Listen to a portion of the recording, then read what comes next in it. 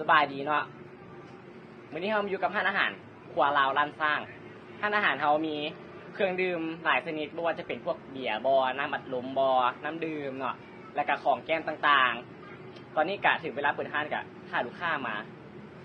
ขอสั่งน้ำไปเด้อเฮ้ยเดี๋ยวบ่าวกายยังปีใหม่มาแล้วไหนเอาแม่ไว้วันนี้วันอย่างวันที่สาวอ้าวมีสาวอ่ะนั่งก่อนจะชี้สั่งอย่างเนาะการเจ้ามีอย่างบ่มุมมิตาเพิ่งวะฮะอ๋ออาหารเขามีมีเบียร์แล้วก็มีน้ำอัดลมเนาะตั้งเคยขอสั่งเบียร์10 แก้วขอโทษเนาะเขาบ่ขายไปให้กับคนที่มีอายุต่ำกว่า20 ปีอ้าวอยากจะได้เงินตัวก็อยากได้อยู่เอาให้ไม่ค่อยบ่ได้เนาะกดก็คือกดอ้าวเสียลมเบิดไปหาอยู่ไกลตัวเดี๋ยวทางห้างเขายังมีน้ำอัดลมที่แซ่บอยู่ทานสามารถสั่งน้ำอัดลมกันได้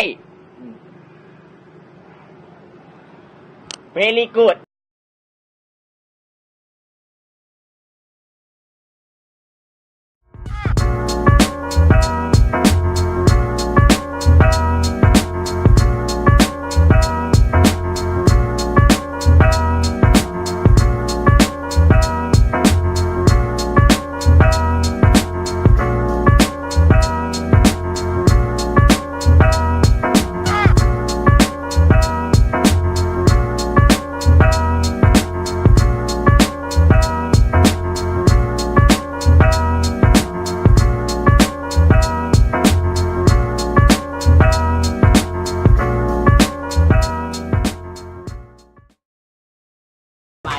เฮ้ยมึงไว